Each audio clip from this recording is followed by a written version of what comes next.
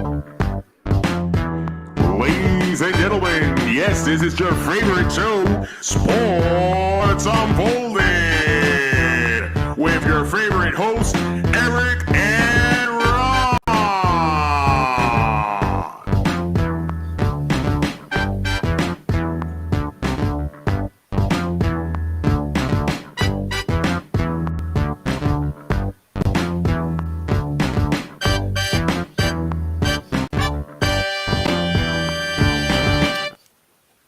Hey, welcome to Sports Unfolded, Season 2, Episode 40, The Wild Boys. I am your host, Eric. My main man right over there, Ron, how are you? I'm doing quite well. We've got a lot to unfold this week in the sports world, as usual, and a very special guest will be joining us, interview with David Bortz, who was just recently inducted into the United States Adult Soccer Hall of Fame. So we're really excited to have David back with us. He will be joining us after we have our leadoff story, which is one Mr. Russell Wilson, who has continuously struggled to begin this season with the Denver Broncos. And I guess the question we really want to ask is, did the team make a mistake signing him? No, I don't think they made a mistake signing him. They just forgot that, quarterbacks actually need an offensive line. It kind of helped, yeah. That line is just horrible, but not quite as bad as the Indianapolis line, but they're close. They're close. Yeah, so look, Denver Broncos 2-3 right now on the season. He's passed for 1,254 yards, 4 touchdowns, 3 interceptions, 59.4% completion percentage, which is actually his worst of his career. Yeah. So some struggles on his part. Also feel like Paul Hackett, maybe that offense just isn't the right fit for him. So I would question the coaching staff. I mean, if you're going to blow this thing up, it's probably not getting rid of Russell Wilson. It's more likely you're going to get rid of the coach. How long do they stick around with that before they make a decision? Well, you can already tell that it's a bad decision for him to be this coach. Look, and it doesn't help when you have receivers dropping balls too. So, like I tried to watch that game through the whole thing. I made it through 3 quarters. It was one of the worst games I've ever seen in my life. Yeah, I'm not a big fan of the Thursday night games anyway. Regardless, they always seem to be either low scoring or more injuries. I think two guys. It wouldn't be so bad, Eric, in a low-scoring game if there's some great defense. But this was not about the defense. It was just the bad offense, and they just couldn't do anything. Either team. It was awful. So $245 million for Russell Wilson. Yeah. Currently, if you're talking about an investment as a team, you're losing money. Yeah. So I looked at one interesting stat. Currently, they're ranked 18th overall in offense. Yeah. The Denver Broncos. Seattle Seahawks, his former team, 11th. So you start to question, again, we talk about the talent that Denver had versus the Seahawks, and yet a better offense in Seattle. How much longer can they go with this Russell Wilson experiment before they really start to question his ability? What would be a fair time? Look, I don't think that they're going to change it right now with Russell Wilson anyway. It's just a matter of if they pull the trigger on changing their mind about their coach. They obviously did not pick the right coach for this team, and it's costing them. They're not making the playoffs, not the way that they look right now. And I'll tell you, that broadcast gave every excuse how Denver, isn't, clicking right now because they have to get used to the system. No. Okay, it's already 4 weeks. They know what they got. And that is just an excuse for Russell Wilson. And I'm not buying it. And I don't think any fans are buying it. And you can hear the moaning and groaning in the crowd. And frankly, I don't blame them. I don't blame the fans. Yeah, and I would say, honestly, if you think about the division, the only thing benefiting them right now is the Las Vegas Raiders are 1-3. and they play Kansas City. So you may be in third place by the time the end of this week. So you're still involved. But again, to me, they're a 500 team if they continue to play this way. Yeah, I'm not even sure they even get there. I mean, you just had a chance for a win. You had Indianapolis. Look, we know Indy's not very good. They have not played well all year. They've snuck some wins in. And yet, it's just amazing to me that the Denver Broncos can't capitalize on a game they should have won. Right. That was one that they let go, and I don't see the right direction coming anytime soon. No, I agree with you. I really start to question how long before the fans start to turn. New ownership as well. Yeah. They didn't hire the coach. They didn't the Russell. This was all done prior too. So it'll be interesting to see if they really stick this thing out. And that's why I say I don't think they're going to stick with it very long. I think the wheels are already in motion, to be honest with you. I think they're going to do something and do something fast. There is a guy out there. It would cost them, but Peyton is still sitting out there. And do they want to pull the trigger before Dallas pulls the trigger at the end of the season when they lose their first playoff game? Yeah, Sean Payton's going to be a hot commodity. So there's going to be teams wanting him. So it'll be really interesting to see. Great discussion, my friend. So let's bring our special guest on, David Bortz. Yeah, right. Here he comes. David, how are you this evening? Good evening, gents. Nice to be with you. Nice to have you on again. Welcome back. Some big news. Yeah. That came out for you personally, and we wanted to make sure we congratulated you for being inducted into the United States Adult Soccer Hall of Fame for 2022. Congratulations. It's an amazing thing to happen. It wasn't expecting it. And, when you've done stuff in a sport for such a long time, it was ultimately when I received a phone call one day and I wasn't really expecting it. I was just like total humbled. It's like, really? Me? It's a great reward, though. I mean, the induction ceremony, I get to meet some people who've been inducted over the past, 30, 40 years. A lot of them are older folks, and very, very special ceremony out in Denver. I think you guys were just talking about Denver, right? Yeah. So spent a long weekend out there. The association was really nice. They flew me, my wife out there for the weekend. And I got to actually play a little 6v6 while I was out there with some guys at altitude, which was an experience. Yeah, they say that like a lot of times teams or players will go out earlier. Did you experience that while you were playing? Well, it was interesting too because I don't play too much anymore. I haven't played in about 5-6 months, but it wasn't a high level competition. But we were playing a 6v6 on turf. It happened to be hot that day, and everybody who was playing, except actually one of my sons flew out, who was still a pretty high level player, plays down in New York and a bunch of the big leagues in New York City, but. Except for him, at the halftime of this game, I could tell everybody was just, gas, like huffing for air. Water was good, air was better, but the second half, at least I felt, fairly well adjusted to it. But it was definitely a different experience playing, anything athletic at that altitude. And, yeah. Now we all get it about why teams want to be out there, sometimes as far in advance as they can, depending upon the sport. U.S. men's national team has actually traveled out there and trained, I think, out at the Air Force Academy a couple of times before they played games against Mexico. In Mexico City. Has the same thing, it definitely takes some adjustment. No, great. So you're also have been inducted into the New England Hall of Fame, and that was in 2002. Yeah. Would you say one was, bigger than the other, or is it kind of the same, or which one would you, if you had to rank them? The United States one is huge. The New England Hall of Fame is great.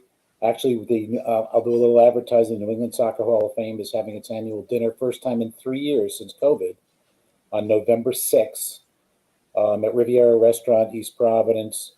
If anybody really wants to go to this dinner, which is great, there are going to be 7 or 8 people inducted into the New England Hall of Fame, which goes back with inductees who lived in the 1920s, because soccer in this area goes way back. I can be reached. You can reach people on RISA.org, which is a Rhode Island Soccer Association website. But a good time, and it's been going. We just haven't had it in 3 years. COVID kept it down, so it's coming back.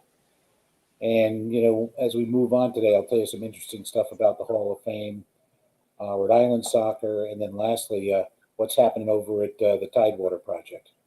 Okay, yeah, that actually was one of my next questions. A lot going on in Rhode Island when it comes to getting soccer involved in that state. What's currently the stadium project that was in Pawtucket? How's that going? It's going well. There was a groundbreaking ceremony about 6 weeks ago. A lot of politicians there. I was invited and actually got to do some groundbreaking with a friend of mine who was actually the chief referee in Rhode Island, along with Mike Parkhurst, who used to be a big player for the Revolution. We've got some nice pictures online of us digging shovels of dirt. And it was you can see now, if you drive by the area, you can see where the outline of the stadium is. It's still dirt, but it's cut into the ground. The building is going well. I can tell you that a couple of pieces of news. One is first kickoff is not till April 2024. The stadium will be ready sometime to the middle of the end of next year. The club is beginning to do its development. There are going to be some announcements after a get-together on October 27th, which I've been invited to, about, like the team name, perhaps some front office staff, and so far as a president. I may, if things work out, I may actually have some involvement with the club going forward, doing some work for them in terms of publicity and doing community outreach for them. But it's real serious. The ownership is great. The ownership has got open lines of communication with a few people in soccer. The chief owner's name is Brett Johnson, and he is the CEO, or president, I should say, of a company called Fortuitous Partners. They're a real estate development company that develops real estate in urban areas. They have done exactly what they're doing in Pawtucket before in Phoenix, Arizona. Okay. They developed a stadium. They developed an area of shops, stores, commercial area around it, and they put a team on the field that has won a championship in USL First Division, which is where the Pawtucket team will be playing. On the October 20, as I said, the 27th, the likelihood is that we're going to get we'll get a name of a team. Okay. Which will be a nice thing for people to start putting their hands on. I may have sent to you guys at some point. There is something you can follow on Twitter. I think it's Twitter FC. It just shows the progress on building. It's not giving. I assume that once they're doing announcements, that Twitter feed will also have some announcements. I think that they'll be developing a local website. So things are going to start happening and start moving forward. That is on Tidewater. I just wanted a couple of other things on Rhode Island soccer, which is, as I said, it's been here since organized soccer on the adult level has been in Rhode Island since 1913, when there was representation at the founding of U.S. National Soccer, U.S. Soccer Federation. It had a different name in 1913. I'll do a shout out in PR on this coming Sunday at 9 a.m. and 11 a.m. There are going to be 2 championship games or cup championships at McCumber Stadium in Central Falls. Our men's U30 Cup and U40 Cup are going to be played at the stadium there. It's free admission. There's some players in this league who have played at some pretty high levels professionally and are still doing pretty well. And also in about a month, we're going to be having our women's championship for the Rhode Island Women's League. I don't have dates on that yet. And if anybody's really interested in women's soccer, RIWSL, or Rhode Island Women's Soccer League, has a nice and very active Facebook page. Now, do they televise these games anywhere? So far, our games, no. They're not. I think in the future, as perhaps we get more coordination with the Tidewater Project, the hope is to start doing some streaming of the games, which would be fantastic. And also, I neglected to say also, Rhode Island's developing some players. I have 2 shout-outs to give to 2 individuals. We have a referee, a young man whose name is Amilcar Sikaju. Grew up in Central Falls, lives in Cumberland, who is a national referee now. He is refereeing a game tomorrow which is called the MLS Next League Championship. It is the MLS has a reserve league of younger players, and their championship game is tomorrow in Columbus, Ohio, at the Columbus Crew Stadium, and he's been picked to do the center referee job. So, Wow. it's a real honor, and he's moving up. And I had some online conversation with him last night. We're hoping that, maybe he's got a shot at being the referee when the Pawtucket team opens up in April of 2024. It'd be a nice honor to have for him for sure. But he's worked his way up from the bottom. He's been refereeing, I think, since he's about 10 years old. One more thing to add as well. We have a young man who actually coached when he was 10 and 11 years old. He coached with one of my sons going way back, and I've known him as a friend and mentored him to an extent, who actually works in the Pawtucket City Hall as an assistant to Mayor Grabian. His name is Wilder Arboleda, and Wilder Arboleda right now is in Croatia, traveling with and playing for the United States national futsal team. Wow. He was selected to this team this year, and he's getting his first international play right now in Croatia. Wow, that's amazing. Yeah, so there's some good stuff. So there's still an amazing talent pool of people in Rhode Island. We have a pretty diverse community in Rhode Island. We still have a lot of immigrants. Immigrants historically, they brought soccer to our shores initially. Oh, absolutely. And we've still got a fair number of immigrants coming in from Central America and West Africa.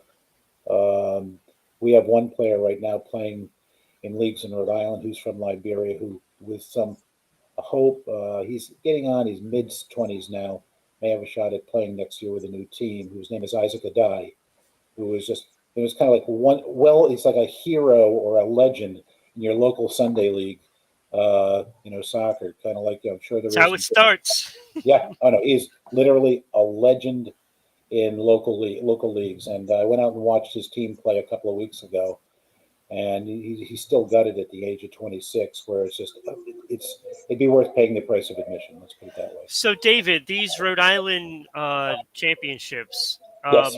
I'm gonna throw it out there. If anybody videos the games, you can always send it to us, and we would be happy to broadcast it on Rhode Island Broadcasting. I will see what I can do to get some people at the league to do some hopefully some full length, maybe some good long clips, and we'll see what we can do for you. That would be awesome. I'll be at the game, but I don't think I'm there more ceremonially. I don't think I want to hold my cell phone for 90 minutes. No. I don't expect that. We'll see.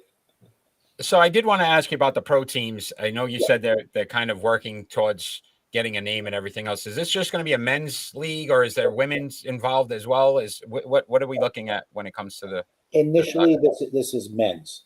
There is, interestingly, and I met with somebody else out in Denver, who is actually the daughter of the founder of the biggest soccer magazine or newspaper in the United States, called Soccer America.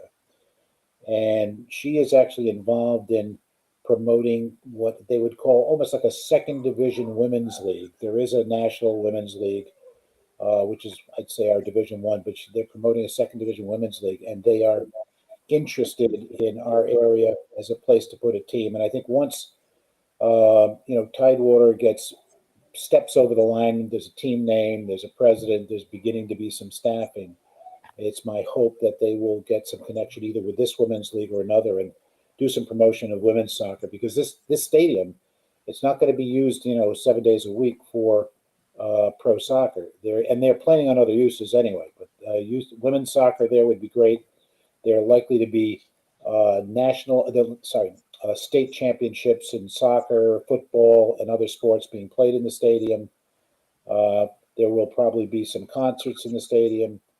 And next door to the stadium, they're also building a indoor recreational sports facility, which will be available to the community for use. Wow! So it's a pretty big move, and for Pawtucket, it's huge. For Rhode Island, it's also really big, and Pawtucket's kind of always been behind the eight ball in terms of development compared to Providence, and I think that area down near the water is going to become kind of a prime area for probably retail, They are also going to be building 500. Fortuitous Partners is partnering and building 500 units of mid-cost apartments, which will also be rentals in that area around the stadium. So all in all, it's a big development. I think it's great for Pawtucket. It's great for Rhode Island. And it couldn't be better for soccer. I mean, put it in that order. So I only have a couple more questions. One of them would be, how long would it take you to form a team? Like, how long is this process? So once you get kind of the name, the staff in place, is there a timetable to get a team together? And do they stay together do they travel to other locations and do? My guess is this: once a president is picked, staffing will then be picked along with a possible general manager. General manager generally is involved in player acquisition. Once they name a coach, as you know in all sports, but there's coordination between coaching staff and general manager in terms of player acquisition. In player acquisition in soccer, it's not they're starting with nobody, so it's not like they're making any trades. They're signing contracts with people. In the soccer world, depending upon the type of player you're signing, sometimes you purchase the player. And players who've been around a long time don't have to be purchased. I'll give you an example. The Phoenix Rising, which is the team that Fortuitous Partners started and continues to be the owner of, about 6 years ago signed an older international star who had played for Chelsea for years. His name is Didier Drogba. He is probably in the last 50 years, probably in your top 50 players worldwide. He played with them, getting on late 30s. He played for about 3-4 years. Those games were on TV. I saw a couple of games. He looked pretty good. Their team looked pretty good. Eventually, he retired, and actually, they brought him in. He's part of the ownership group now. I would be sure that they're going to use him for advice in terms of, looking at player quality. I'm sure that they will look at the local area and see what's out there. And this one kid who I mentioned, there are a few others. Look local because that's going to generate fans. And then ultimately, when you're starting, you're opening up. You may have tryouts. They're playing at a pretty high level of soccer. I mean, it's just a notch below MLS in terms because they're Division I in USL. There was also Division II. But they're a pretty high level. We're not going to have a team that's going to play against Chelsea or Man U here, but we're going to have we should have a pretty damn good team, which should be fun to watch. I think that's one of the prime things that they're looking for in terms of players. They want to get players who are exciting, fun to watch, and that kids are going to want to watch as well. So one of our viewers actually at Drogba, they actually did see him play, and they said he's a very good player. Oh, and his prime spectacular, and his real prime probably top 10 in the world. That goes back probably 15 years ago. Yeah, Drogba definitely a great player. And I've been suggesting for a while to the ownership that when we get moving this club a little bit more, maybe sometime it's coming summer or fall, that they send Drogba out to Rhode Island to do some work in the community. And if that happens, whether I'm working for the club or not, I'm going to be helping with that because I've done a lot of work with nonprofits in the West African community over the last 20 years. So there are a lot of good connections I can make for them. And that Drogba, just bringing him there would just be the people be running to see him. And in the soccer world too. And certainly West African community, any soccer geek out there is going to want to see or meet. Absolutely. Yeah. So once again, we're interviewing David Bortz, who was just recently inducted into the United States Adult Soccer Hall of Fame. I have one final question for you, and I just wanted to ask you, with the World Cup scheduled to start next month, is there a favorite or a team you're looking for, or somebody that we should be looking for, maybe as a sleeper? It's an interesting question because it's an unusual cup because it's happening at not the normal time. It's also being played in a country where it's going to be boiling hot, but they have built these stadiums with outdoor air conditioning. I don't know how it works without roofs. I tend to think that you look at the standards. That's why I don't see anybody that's really, really out there. You can look at Brazil, you look at Argentina. Argentina hasn't won in a long time. There are a lot of people in the soccer world rooting for Argentina because this will be Messi's last World Cup. Teams that I root for historically have been the U.S., have been Portugal, and have been England. Growing up in England, I'm an England fan. Spending most of my soccer life in the U.S., I'm a U.S. fan, and I've spent a lot of time in Portugal. My wife's a dual national, and actually, I think if life's good, I may become a dual national of Portugal and U.S. in the next couple of months, which is there you go. Just nice for travel. You get two passports. Ron, do you have anything else for David? Nope, that is good. Yeah, so, David, I want to. I'll see if I can get anything from these championships, and clearly, if you want to reach out to me after the 27th. I'm not sure if that meeting is going to be public announcement. It's unclear. They haven't I'm invited, but we don't know where it is yet, and I don't have a time or a location. So more news as it comes closer to the 27th. Excellent. Once again, David Bortz, United States Adult Soccer Hall of Fame 2022. Congratulations on that honor. And always a pleasure to have you on. Look forward to speaking to you soon again. All right. Thanks much. Thanks, guys. Have a good evening. Thank you, David. Thank you. All right. Good night.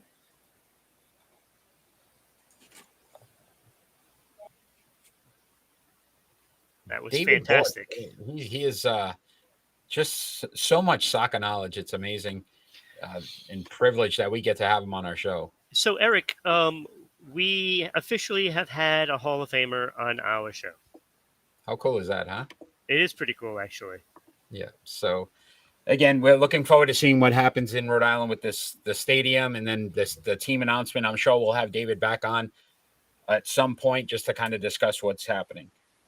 Let's move on to the NFL, my friend.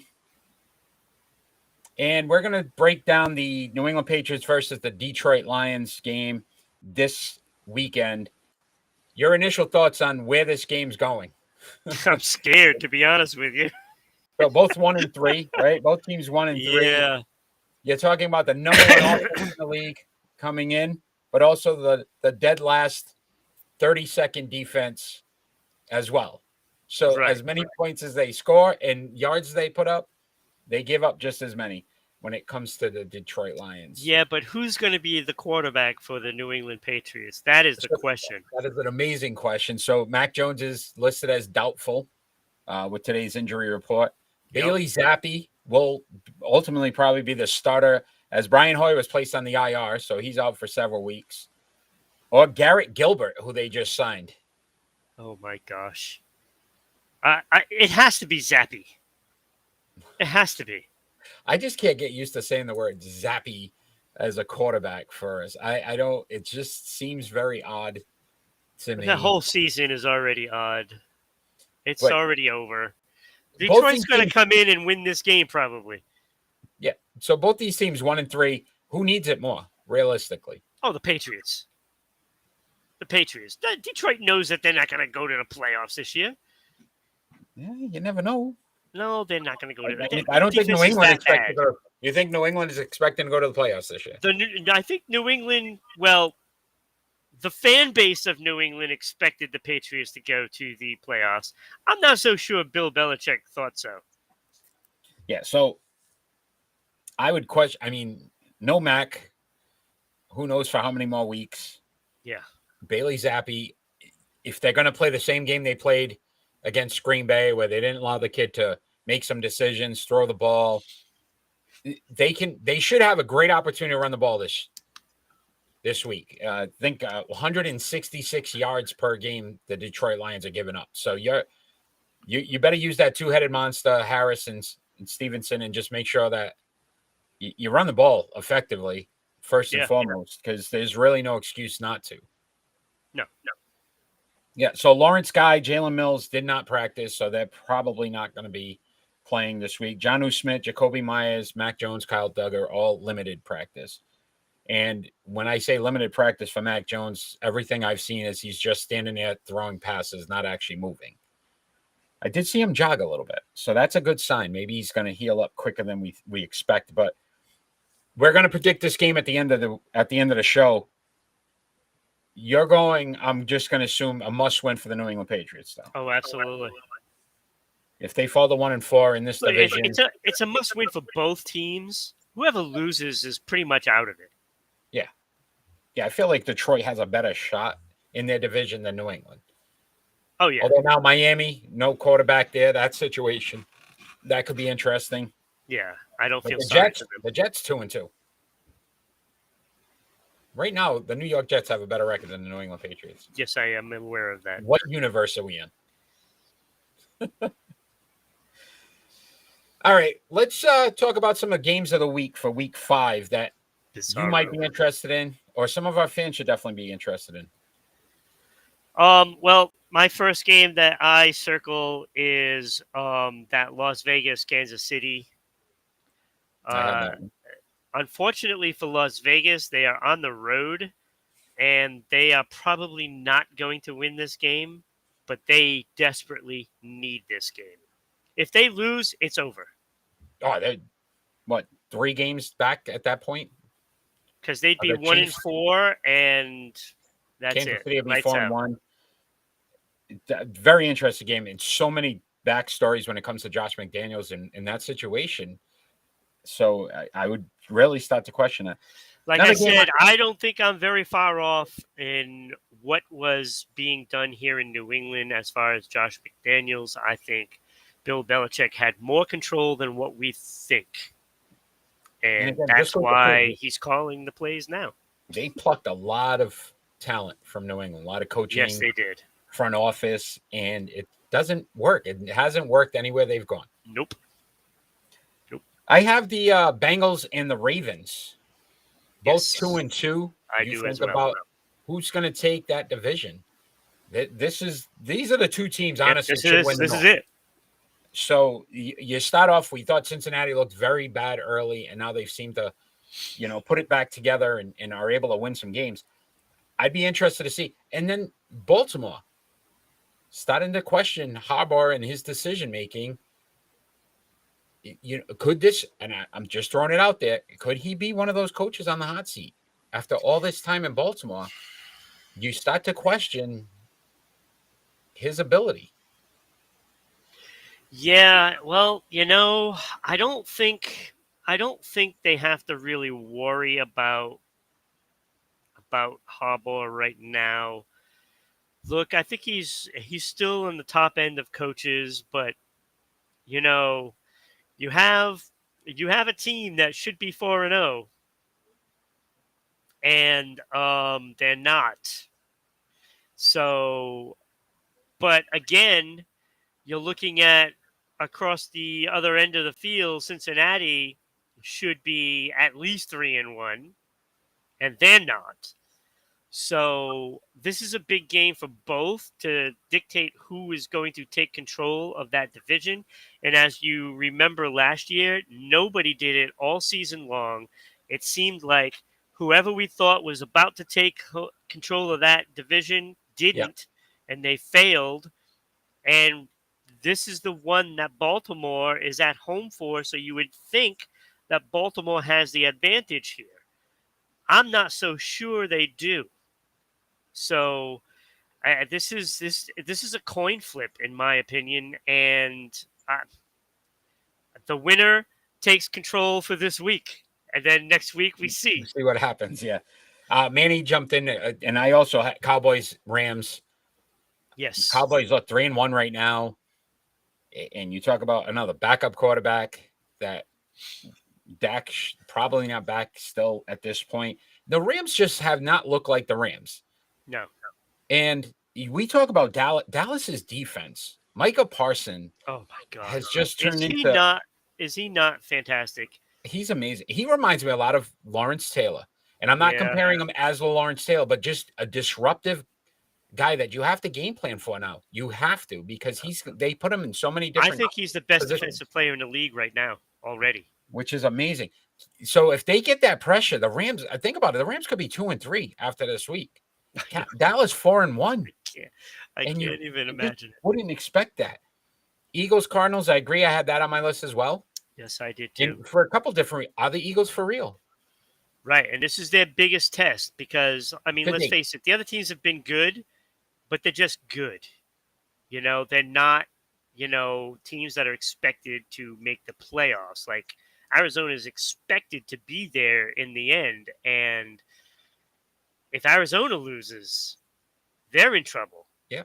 Especially this being a home game for them, if they can't afford to lose home games, as the Rams can attest to that as well because they're at home. Yeah. So I had somebody actually, there's some stat, I forget that Philly hasn't won in Arizona. I forget, it's like since 2003 or 1 or something like that. So it's been quite some time too. So challenge for them. I had 2 other games on my list. One of them was the Chargers at the Browns. yes, I have that one as well.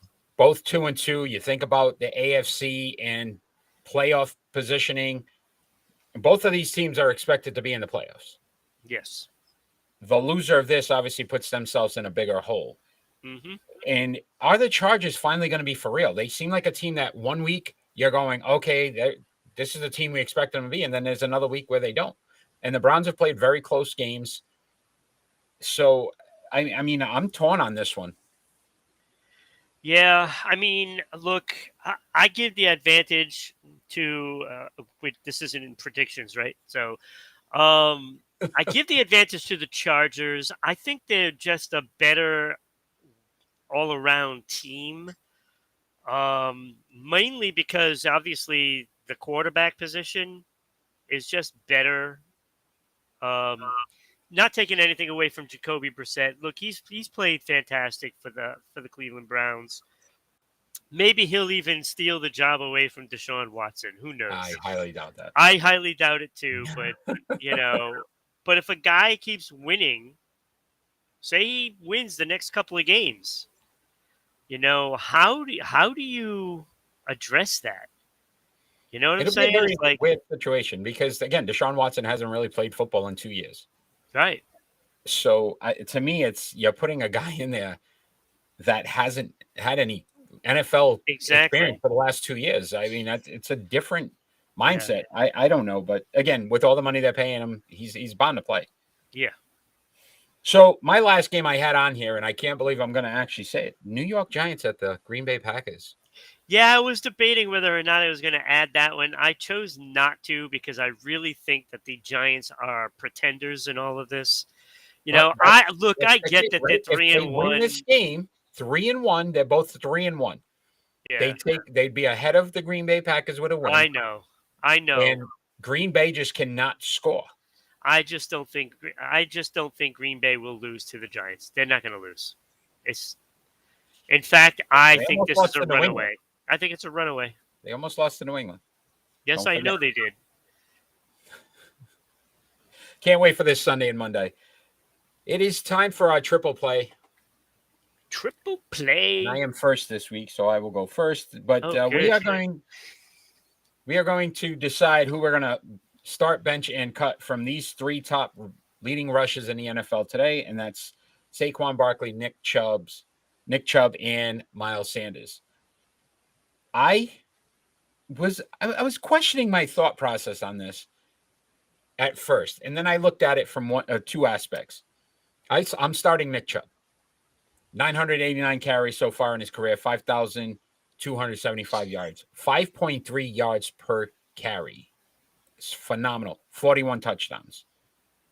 But he also had 98 receptions, 788 yards, 3 touchdowns. So I was like, okay. I went Saquon Barkley on my bench. 743 carries for 3,400 yards in his career, 4.6 yards average, which is less than the other 2. 21 touchdowns, but 205 receptions for 1,589 yards and 8 touchdowns. So he gives you an element that these other 2 guys can't. And I like that about Barkley. You can spread him out and put him as a wide out, whatever you need to do. So I cut Miles Sanders. Again, very solid career. 1 year less than these other 2, which Nick Chubb and Barkley came out in the same year, which was pretty good class for running backs if you think about it. But 552 carries for 2,795 yards, 5.1 yards per carry. Very impressive. 12 touchdowns, 112 receptions, 899 yards, and 3 touchdowns. So again, Sanders is a good player. He really is. But I far and away think Nick Chubb and Barkley would be my two players first. Very good. Very good. I also started Nick Chubb. When you look at the numbers, you have to start Nick Chubb. That 5.3 yards per carry is just too good to pass up. The yardage is there. The touchdowns are there. Like 20 touchdowns more than Barkley running the ball. Yeah. He's going to stay. He's going to be healthier than Barkley. Yep. So when you look at the games played, 62-48, that's a big difference. That's a lot of games that Barkley lost out on. So I'm definitely starting Nick Chubb. And I also benched Saquon Barkley. I just look at it this way, playing for the Giants when the Giants just haven't been good, that can account for some of that yards per carry. They haven't been a good team. And when you're not effective throwing the ball, you're not going to be too effective everywhere else. And it shows in their history since they've had Barkley. But, like you said, Miles Sanders is a good player. He just doesn't score the touchdowns like Barkley does. And if I'm bringing somebody off the bench, I want them to be able to score a touchdown. And that seems to be Barkley over Sanders easily. So I cut Miles Sanders. So Manny asked a very good question, and maybe we do this as a reverse on this triple play sometimes. What about if it was this season, though? So I think I'd start Barkley. If it was this season, and only about this season, I'm going Barkley, Chubbs, Sanders. That's a good. That's an interesting way to look at it, right? Because career-wise versus this season. So maybe that's something we throw in the future, Manny. Thank you for that. All right, we're going to talk some NBA, my friend. I'm going to try to bring. Ask you that question, and you never say, "Oh, it's a career." Until somebody else said it. Yeah. I'm going to try to bring up this video. We're going to watch this together, and let's see what you think here. So what is it, NBA? Yeah, NBA time, my friend. Let me know when you're ready. I'm ready. All right, so this is one Draymond Green. There he is, right there. Yeah, he's in that far corner. Him and Jordan Poole, I think, are having some kind of discussion. I'm sure a friendly discussion. Yeah, I'm sure. This video is being brought by TMZ Sports. But whatever it did, they got heated. Jordan Poole decides to push him, and then just a clear sucker shot by Draymond Green. So we watch it one more time. Just unreal. So I guess the question would be, do you think that the league should suspend Draymond Green? Yes. Yes, absolutely. Come on. First of all, he's your teammate. So why is there a need to basically be a bully? That's basically what he's doing here. And you know that Draymond Green is the one chirping most of the time. Oh, without everywhere. Everywhere he goes, he's chirping. And he's going to keep going and keep going and keep going. Even when the other player lets it rest, he will go out of his way to make more of an issue than anything. And then he goes up to him and he bumps him. And what do you expect the player to do? Just sit there and let him do it? So he pushes off on him. And then Green just cold cocks him, right? Yeah. To me, he's starting to remind me a lot of like the Antonio Brown of the NBA. Some of the decisions, some of the things he says, some of the things he's doing. I would question, again, to your point, a teammate. Like, I get it on a court, you're trying to be a competitor and you want to show you're tougher than your competitor. This is a teammate. Right. What was he trying to prove there? Yeah. No. And what could have been said that would have warranted a punch being thrown possibly hurting your own teammate, your own team. Like, what was the benefit? He's come out and apologized. Too late. I mean, how many times can you do this? And I'm going to have to say this right now. If you want a great podcast, listen to Sports Unfolded.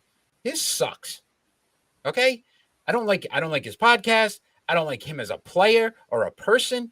When he was playing with Boston, he had so many negative things to say. You don't like what the fans are saying, then shut your mouth instead of being this loudmouth that decides that he's going to just say whatever he wants. And then when people respond, he doesn't like it. And that's what happened in this practice. I'm sure Jordan Poole was like, whatever, dude, get away. And he's like, oh, well, I'm going to show you. Yeah, you're a real tough guy. You really are. Yeah. No, it's like when we had this conversation before the show, and I was I was a little agitated, and I was starting to lump a bunch of players into a category where we should just exterminate them. That's a little excessive, but you know what? It's like I've had it with some of these players, Draymond Green, and former players like Brett Favre, and Rice, and all these guys, Deshaun Watson. Look, I'm done with players like that. Done with it. I don't care how good you are. You're not worth the time and energy of the fans that enjoy the games. And we need to just get rid of these players from the leagues and go on our happy, merry way to enjoy the games without the chaos that these players bring. Because I'm tired of it. So I would ask you, what would be a successful suspension from? What would you feel would be? Should be 10 games at least. At least. You don't lay your hands on them. You don't lay your hands on a player. And if it's not the league, should the team should suspend him. Absolutely. Somebody should. Enough's enough. He'll get away with it as usual, and because he's Draymond Green, because he's so important. Like, how important are you? Like, really, what do you do? He's average. Whatever. They don't win a championship because of Draymond Green. It's the other guys that are around there. I don't know. They got some guy named Steph Curry. I think he's pretty good too. Yeah, he seems to be all right. Yeah, he seems to be all right. Let's talk some Major League Baseball. It is postseason time. And we'll bring up that postseason. Look at that nice flag. Right? I like the way that looks. Major League Baseball postseason. What are your thoughts so far in the wild card matchup? So the Blue Jays versus the Mariners, which I believe the Mariners were up in that game. The Guardians versus the Rays. Guardians won that game 2-1. And then the Astros and Yankees are sitting back in the American League. Your thoughts on the American League first? Well, it's like you have those four teams that are battling it out, only to play against, better teams when they come back in it. I don't see any of these teams being able to beat the Yankees or the Houston Astros. It will be interesting in the National League. I mean, we still have the Dodgers and the Braves out there. Yeah. And I think, to be honest with you, I think all of those teams can give a run for the other two's money. It's not a cakewalk with LA and Atlanta. That's not a cakewalk. Either whoever comes out of that. So I decided to give you baseball odds. So in American League, the Rays are 1.9% chance of making it to the World Series and winning it. The Mariners 2.2%. The Guardians 2.9%. Blue Jays 3.7%. Yankees 15.5%, and the Astros 18%. But that doesn't come out to 100%. That's just the odds. The odds of them getting it, not. I'm just saying it doesn't come to 100%. Because So, you gave it a percentage. American League, the Astros are the team to beat. They've just looked good all year. Yeah. But then you talk the National Leagues. You got the Mets versus the Padres, Cardinals versus the Phillies. Phillies came back today, won that game after being down 2-0 going into the ninth, and won that 6-3. Obviously, the Dodgers and Braves will wait for the winners. I agree with you. Look, the Dodgers, though, if they don't make it to the series, how big of a disappointment would that be? Oh, that's huge. That's tremendous. Right? We're looking at Houston Dodgers World Series, most likely, would be my guess. Odds on the chances there: Padres 1.3% chance, Phillies 1.9, the Cardinals 4.1, the Mets 5.4, the Braves 12.5, the Dodgers 30.6. They are by far the favorite team to make it to the World Series. Any expectations on a sleeper for you? Is there somebody you would say? Well, I was going to say the St. Louis Cardinals, but after choking in this one, that's going to be very difficult. So, I mean, can you call the Mets a sleeper? You know Honestly, what I'm the way saying? they struggled and lost the division, Yeah. you could say they're not playing their best baseball. And again, if that mean they have to beat the Dodgers or the Braves. Yeah. So you could consider them a sleeper. They're the third best team, I would say, in the National League, but that I could see them as a sleeper. Yeah, because I still like the Mets to come out of this. Based on two of those pitchers are going to be DeGrom and Scherzer, and I will take that. I'll take it. In any series, I'll take those two guys.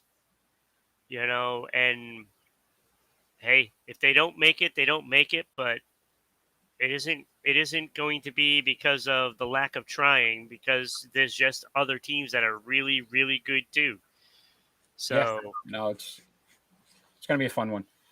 So let's talk about a player that we've honestly had several conversations about in the last couple of weeks, but that's Shohei Ohtani. So he signed a 1-year, $30 million contract to remain with the Angels for next season. It'd be the final year of this deal. Will it be his last in Anaheim? I think that is the warning for the Angels. Because Ohtani went in there, I'm only going to do a 1-year contract. So you need to get your act together and give me a team that has a shot. Like, they haven't. They haven't given, him a team. And, Mike Trout has been there for years, and they didn't give him a team for years. So, they like putting people in those seats because those two guys sell lots of tickets. And, they haven't really been serious about giving them a team to win. They disguised it by giving them Thor. Yeah. But that was it. It's like, and again, okay, you got to do more than that. You've got to do more than that. Past his prime. So I was thinking about this part of it. So large market teams that might be interested in him, obviously the New York Mets, we know they're willing to spend just about anything to get players. So the New York Yankees, depending on what happens with the Aaron Judge situation, if he doesn't return, they have a bad year. They'll be looking to get a, primetime name back in the stadium. San Diego Padres, I think it's an interesting concept. Look, they put a lot into Soto, but you never know. Again, this gives you not only a bat, but it gives you a pitcher. St. Louis Cardinals have also been brought up. So another team. But here's a team for me that would be very interesting. The Seattle Mariners. Think about Ichiro, what he meant for that market.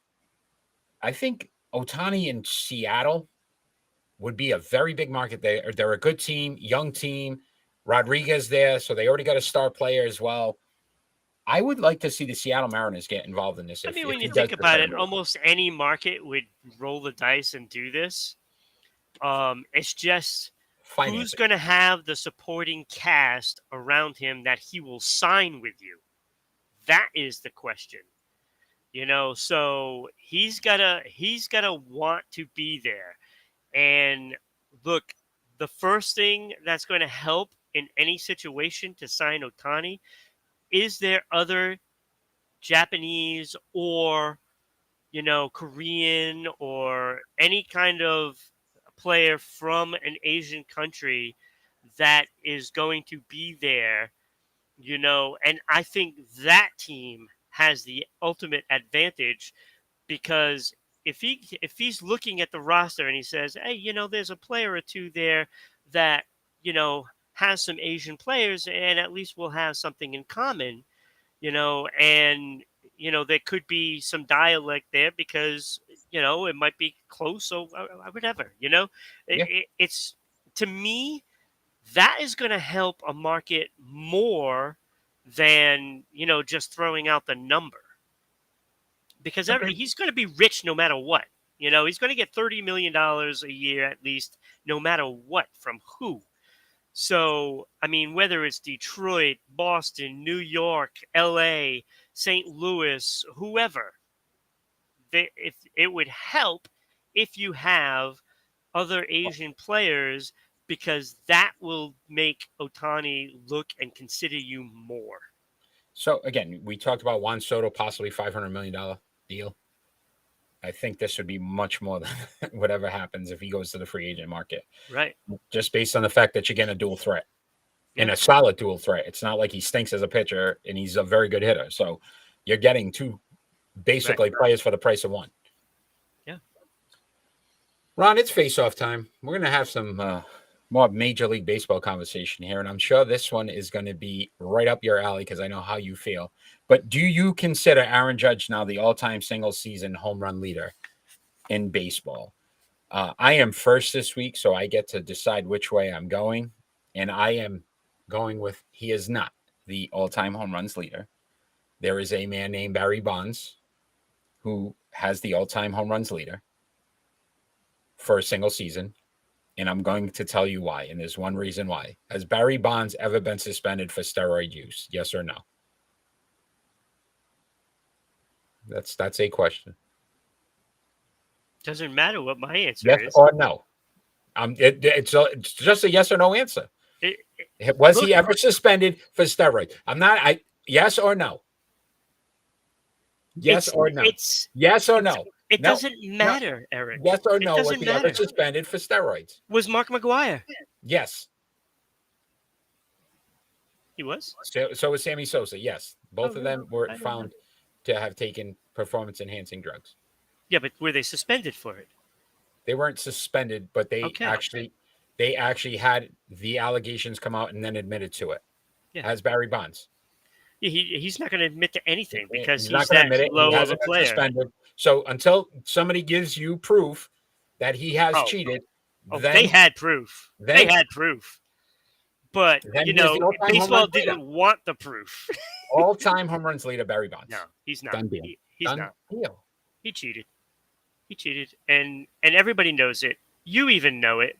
But, just because it hasn't actually resulted in a suspension, it doesn't mean that he didn't do it.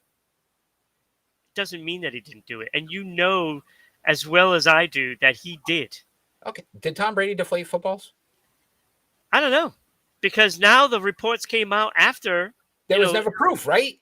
Right. So we can all assume he did or didn't do it. No, but they actually had the thing come out, and it was not. And he got suspended for 4 games. Yeah. Should we take away some of his championships? Because he won a championship that year. Does that not count? No, because it's a stupid reason. If he did steroids, then yes. They said he cheated. He got an advantage. There's so many different ways, and yet air in a football is a lot different than taking a drug to make you better. So why do they have the rule? It's a rule. If it's not a big deal, why would he even? Eric, you're not going to change my mind on this. I'm not trying to change your mind. I'm trying to prove you the point that the all-time. I'm not even going to argue the point. I'm not even going to argue the point. Because you can't. No, because it's a stupid argument. Because first of all, there's players like Jeff Bagwell who shouldn't even be in the Hall of Fame because we all know he did it. So there you go. So Tom Brady can't be in the Hall of Fame and shouldn't have 7 championships. No, because it's not the same kind of a thing. Why? It's not the same thing. Did it give him an advantage according to the? So then we got to take away everybody that had deflated or puffed up footballs. Yeah, and then stick them. Okay, so Aaron Rodgers, all of them, all the quarterbacks. Absolutely. Now all the numbers are gone. Eli Manning used to put milk, so it'd be stickier. There's so many different things. It's all cheating, technically. So you could take away and wipe them all away. But a drug is a different thing because you're taking an outside factor and making it a thing. Absolutely. So what I'll ask you is if you can show me where an article or somewhere where it said Barry Bonds took performance-enhancing drugs and the league knew about it. You have to be in Congress to know that. Okay. You have to be Clearly in not. Congress to know that. Clearly I not. don't care if you won it. Hold It doesn't on, change hold my on. mind. You know, I still think, and for me to admit that a Yankee now holds the all-time record, that's saying something, because that's saying to me, that says, I think it is a travesty that the records have been shattered because of enhancements by these players, and you're going to tell me that, oh well, it doesn't make you hit the ball. No, it doesn't, but it makes you be able to play every day, and it makes you bigger, stronger. I mean, you just look at the difference in those players. You just look at you're going to tell me Brady Anderson wasn't using steroids with his 54 home runs after getting 9? And he got suspended for it. I'm just saying. So again, if Barry Bonds did it so much, and either he cheated No, better he than did. anybody else, He did. He there's cheated no better than blemish on anybody his else. record, though. There's no blemish on his record. No, there isn't. There isn't. They had an asterisk next to Maris because they said he played in more games. Yeah. Than Babe Ruth. It's Yeah. And I'm arguing that a Yankee isn't. Okay, this universe today is definitely all out of whack. It definitely is all out of whack. Yeah. And that's why I desperately wanted him to shatter the record and make it all good. We And barely got it 62. That was getting close. Yeah. I was getting a little nervous there. And that just tells you how hard it is to do this. And then in a matter of 2 years, you had these guys hitting all these home runs. Get out of here. Get out of here. That was just I'll keep it clean. NHL time, my friend. And we're going to bring up this. I'll keep it clean. This other gentleman here, and that's New York Islanders Matthew Barzal. You know what Barry Bonds can do, right? Yes. The picture, please, producer. Yeah. 8 years, $73.2 million deal. Your thoughts on this deal for the Islanders? It's just terrible. I'm sorry. Yes, he has elite talent, but he's not an elite player because what has he done? What has he done? Nothing. So in his career, Islanders fans. You ready? 91 goals, 220 assists, a plus minus of -1. Yeah. Yeah. That's in 6 seasons. Yeah, Last 6 season, years, 91 goals in 6 years. And you're going to pay him that? Oh, it's ridiculous. So last year, 15 goals, 44 assists, and -15. Yeah. His best career, he had 22 goals and 63 assists. That was 17-18, which was his second year. Okay, I have two words for you. Jake DeBrusk, ask for this money. All right, so because that's what he is. I wanted to do this because I knew you were going to go this route, my friend. And I said, I am gonna, Ron, I keep telling you, your hockey knowledge is rubbing off on me because I started looking at things differently. So I said, let me look at the draft class. So he got drafted 16th. Yeah. So the number one overall pick that year, him. You know who the number one draft pick was that year? Actually, no, I don't remember. Connor McDavid. Oh, yes. Oh. Absolutely. At 35, draft pick 35. So these are going in order of goals scored so far in their career. At 35. So what is that? 19 spots after? No, 20. Yeah, 19 spots after. Sebastian Aho. Oh, much better player. You're talking Carolina Hurricanes, Sebastian Aho, right? Yes. Okay. Yeah. The Winnipeg Jets selected 17th, which is the pick after. Kyle Connor. Better player. 178 goals so far. Absolutely. Mikko Rantanen. Better player. Jack Eichel. Better player.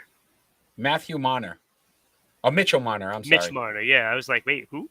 Yeah. Yes, better player. Timo Meyer. Better player. And he's young. Brock Bozer. 121 goals in his career. Yeah, that's marginal. Travis Konecny. No, I take Barzal out for him. Anthony Beauvillier. Yeah, I would still take Barzal. And the guy ahead of him in goals, Jake DeBrusk. Yes. 92 goals. Yes. Plus this 21. Is what I said. That's why I made the comment, because I knew he was a little ahead of him in goals. 1 goal. And yeah, But the plus 21 versus a minus Oh, 1. absolutely. I'd take Jake DeBrusque right now. And I don't care what anybody. Yeah, like I said, he has elite talent, but he has done nothing in this league. He is just a second line center, and he doesn't put up the numbers that that elite contract deserves to be with an elite player. And I'm telling you, that is going to throw everything out of whack in the NHL by giving him that money. Yeah. Because, you know, those players that are ahead of him are drooling right now. You don't think DeBrusque is not going to go out there and try to score, 30 absolutely. goals? Because he's like, wait a minute, then if that's the guy behind me, I might as well, I'll get my money. Oh, absolutely. Absolutely. So, speaking of Boston Bruins, they made some series of moves right before the start of the regular season. Were there any surprises for you? Anybody that you thought they brought down or let go that you would have kept? Sending down Beecher and McLaughlin was a little bit of a surprise. I thought they would get another look in their last game, but they did not. I have to believe that it is because of the two guys that I really want to rid myself of a Boston Bruin, and that is Foligno and Nosek. These guys cannot hit the side of a barn. They can put all the pressure on in the world, all the pressure. They are constantly always in the other zone, and they cannot even put the puck on net, let alone score. Like, they're terrible. What do they have? 5-6 goals between the two of them last season? It's like, come on. You have those two guys, Beecher and McLaughlin, with 4 goals. That's already better than those two pretty much for the whole last season. I mean, come on. Like, really? And it's just because they can send them down is why they went down. Yeah, and I think McLaughlin, they said that they just want to see him just work on some stuff. He'll be back up. Oh, I know they will. And Lysell, your thoughts on?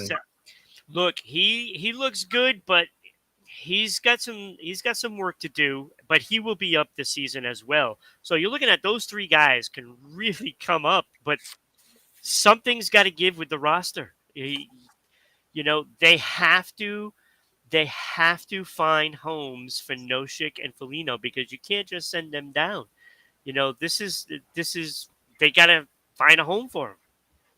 And, you're going to get hit with a salary cap issue, and that is why they're still up here. They're in jail right now. They're in jail. So regular season started this week, actually today, correct?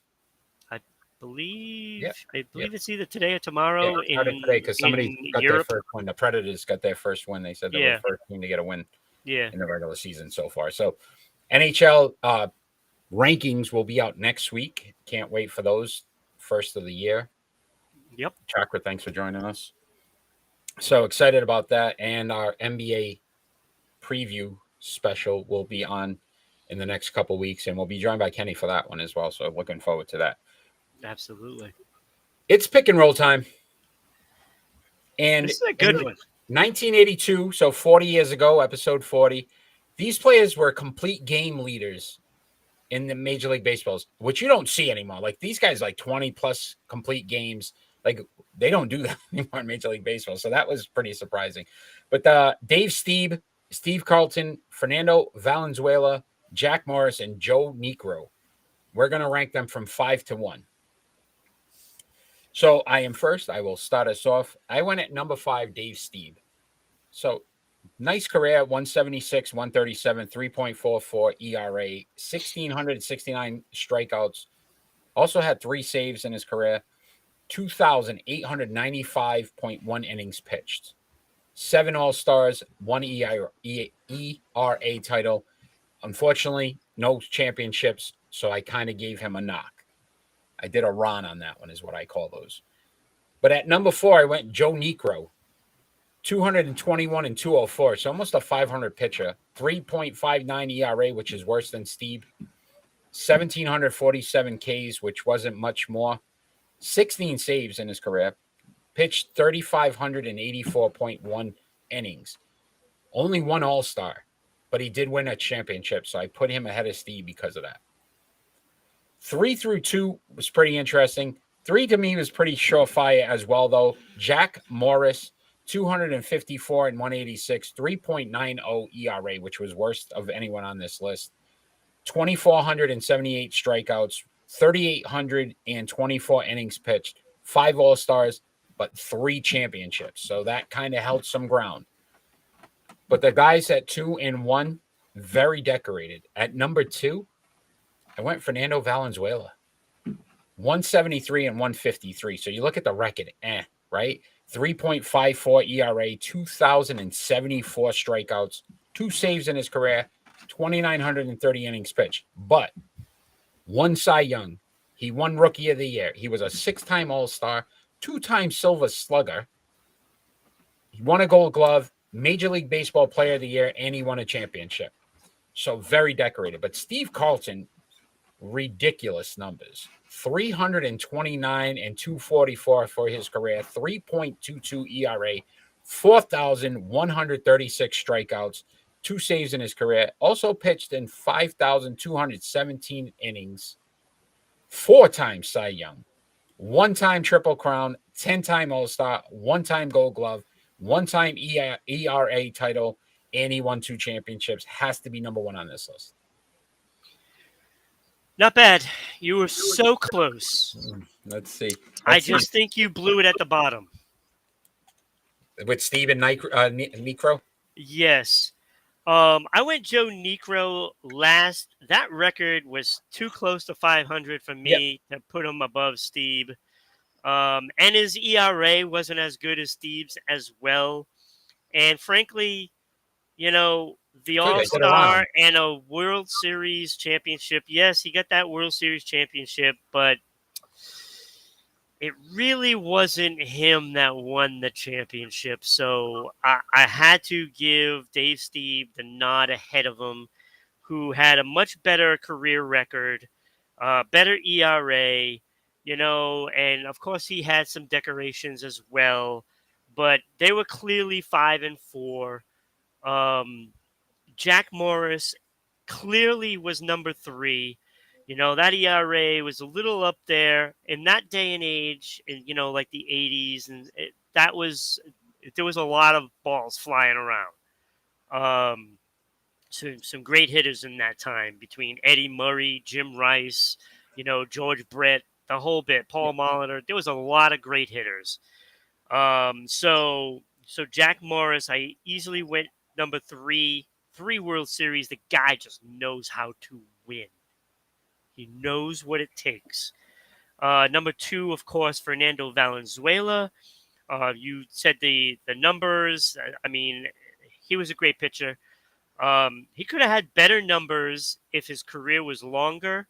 And, you know, I know he played for the Dodgers, but the Dodgers weren't really that good then. No. And number 1, my all-time favorite pitcher. Lefty, right? Oh, my God. He was just amazing. I feel blessed that I got to watch him pitch. I mean, those Ks, 4,100 plus Ks. I mean, his numbers are just amazing. And if you look at the WAR, wins above replacement, nobody else was above Steve at 56.4 except for Carlton, 90.2. Wow. Like, he was far and away one of the best pitchers of his time throughout his whole career. And he also had a teammate, Mike Schmidt, that was my favorite third baseman. Mike Schmidt was very good. Very good. So, I mean, Steve Carlton. Yeah, great list. One of the best all time. And then, like I said, the complete games, just in that generation. We don't see that anymore. It's such a shame. Carlton because these guys workhorse. So ridiculous now that they don't keep pitchers more than probably 5-6 innings at a time. Yeah, I know. So it is prediction time. And guess what, Ron? It's tied. We are tied again. Oh, Jesus. So we've got roughly 12 weeks to go, about 3 months to break this tie, and somebody will have to wear something they don't want to. Manny finally got over 500 as well. So Manny had a very good week, picked our NASCAR winner as well. He actually got the winner. And I feel like I channeled it to him because I had told you before we went on the air that I wanted to pick Chase. But you wouldn't say which Chase, yes. Yes, I wouldn't say which Chase, but that was the one that I was thinking of. And I legitimately had the second, the guy who finished second, Blaney. And I'm like, you got to be kidding me. I finally get a top 5, and I lost. I still lost. But get your names on that list, Manny. Always thank you. So if Manny does join in, Ron, can you just let me know what he picked? Because I cannot see it. Yeah, I don't know why you can't all of a sudden. I'm still having a problem with that, the chat part of it. All right, so on 10-7, which is tonight at 8 o'clock, the San Diego Padres at the New York Mets. It's the 3-game series in the wild card. The reason we didn't pick the other ones is because they had already been playing, so we really couldn't pick them.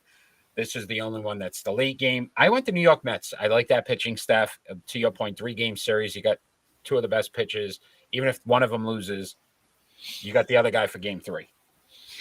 Yeah, I went with the Mets as well. Like I said, I'd take that over anything.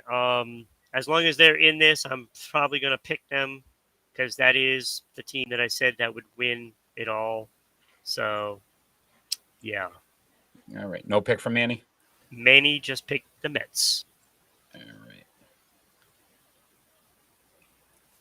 right. 10-8. So tomorrow, the Florida Panthers at the Tampa Bay Lightning. NHL. Wait. Florida at Tampa Bay? You gave me Carolina. Oh, Florida at Tampa Bay. I'm sorry. Ah, damn it. Oh, okay. I'm going to pick Tampa Bay. All right. I went Florida. Of course you did. Manny, does Manny go with the hockey? Yeah, hold on. Not yet. I'm pretty sure it was. Well, while I'm waiting for him, I'm going to make sure it wasn't Carolina. I'm pretty sure it wasn't. Yeah, because I even have Carolina up there. I have Carolina at Tampa Bay. So he's going Tampa. He's going Tampa. All right. So Manny, Tampa Bay. Tomorrow. So if it is Carolina and Tampa Bay, you get a loss no matter what.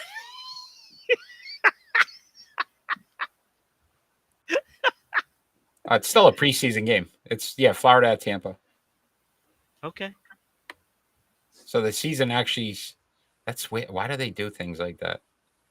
I don't know. They're playing somewhere else. They must be playing overseas. You're trying to be slick and making me get a loss because I wasn't going to pick Florida. And Okay. 10-13, you got the Colorado Avalanche at the Calgary Flames. I went with Colorado. I think, again, they'll probably be raising the banner and having some fun there. Getting their rings. Yeah, I'm going to go Colorado as well. No, they're not going to be raising the rings in that one. They're going to be at Calgary, so. Oh, yes. Good call. Well, they're going to already raise. They're going to be all. But you never go with the team that's celebrating. Yes. You never. But that one I would. They're on the road, so it's all business. Anything from Manny's got Calgary. Oh, okay. 10-9, NFL action. New England Patriots at the Detroit. Wait, what happened to the MLS game? Was there an MLS game? Yes. Oh, that's right. Miami at Montreal. Okay. I didn't write it down. Miami at Montreal, right? Yeah. All right. That one's yours. Go ahead. I am going to go to, oh boy. I'm going to go with Montreal. Me as well. Now, Manny's going to go Miami, and then we're going to know we picked wrong. Yeah, that's pretty much. I was kind of delaying, waiting for him to post it first. I can't believe I didn't even write it down. Yeah.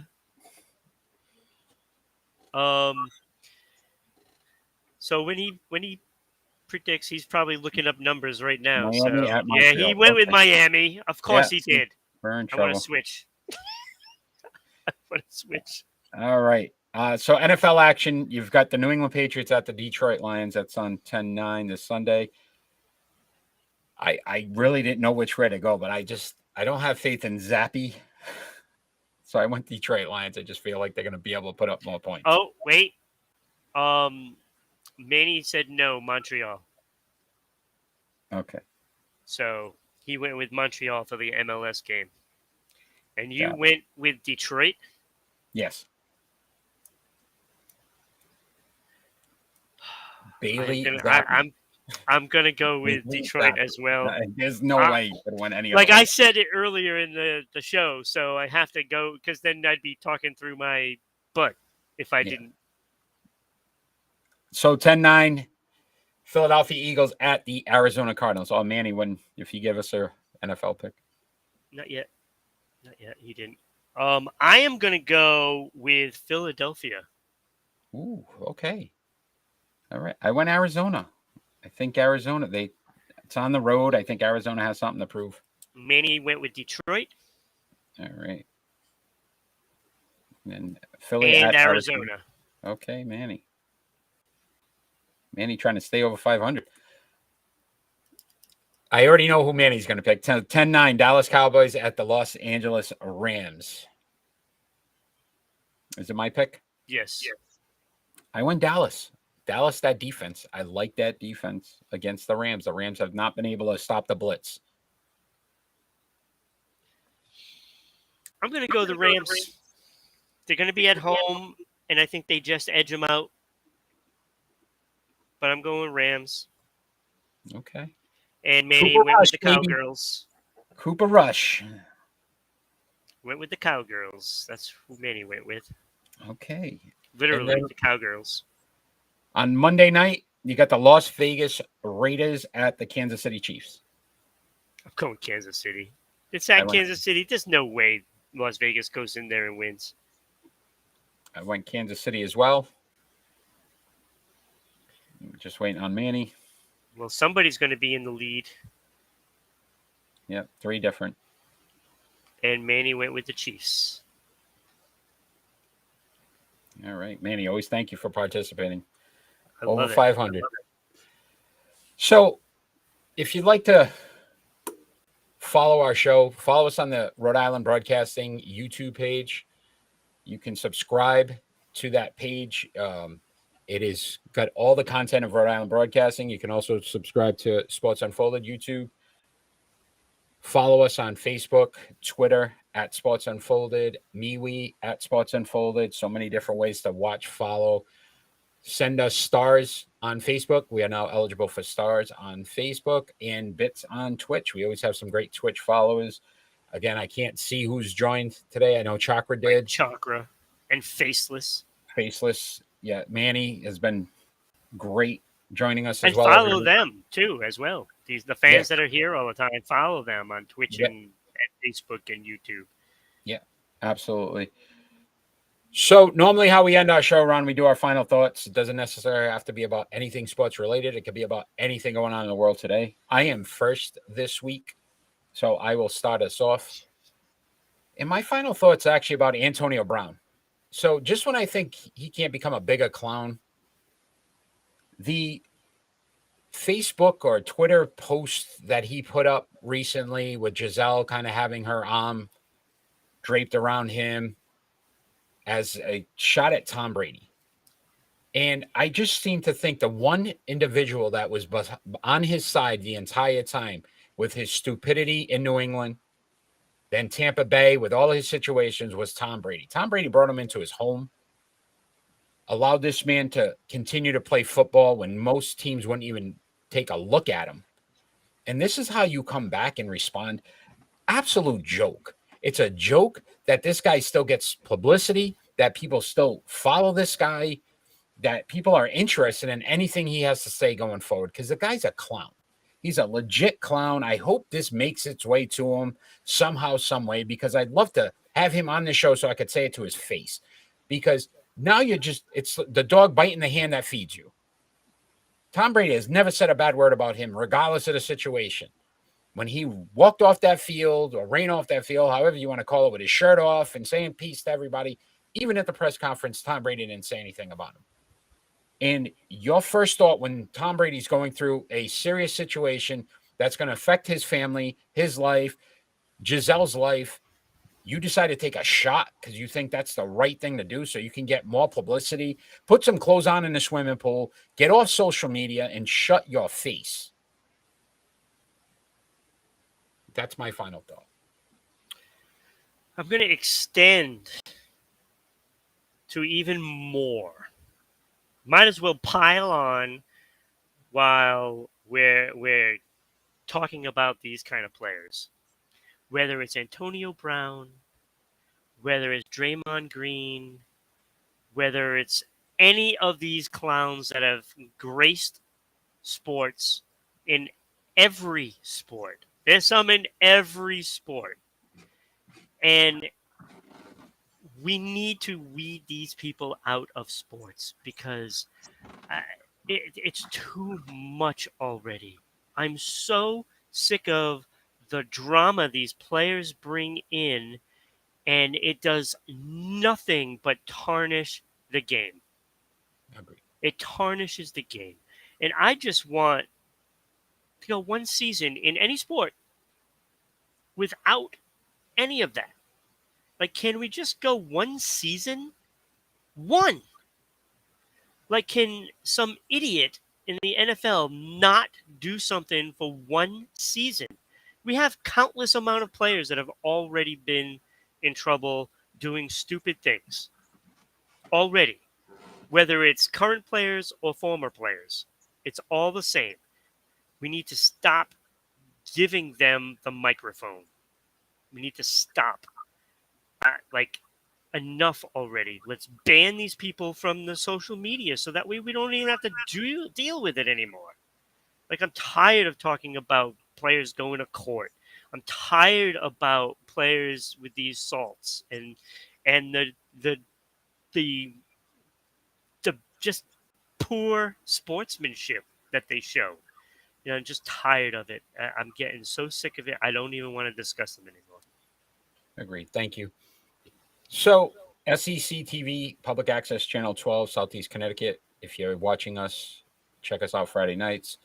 Ron, it's been a pleasure. I know we ended on a little bit of a hasty, sour note, but I think it was called for. Yeah, really absolutely. Get to your and point. We've always said we're going to call somebody out if they need to be called out, whether it's Brett Favre or anyone else. So, want to thank everybody that watched us live. Want to thank all those people that are going to watch us afterwards. Just share and follow us as much as you can on all our social media outlets so you can continue to get all of our Sports Unfolded brought to you every single day. We have our NFL rankings that are currently going, NHL rankings next week. We just finished our Major League Baseball rankings for the year. Mickey, one of our fans as well, was kind enough to do that for us. What a great job he did. And then Kenny will be doing the major NBA rankings as well. Those will be out in a few weeks as well. So excited about what we continue to do. And then all of our side shows when we got, the ranking shows and everything else. So really excited. Check us out. Follow us on all those social media so you don't miss any of it. Ron, you take care, my friend. And as we always ask for in this world, just some peace. Have a great night, everybody. Take care.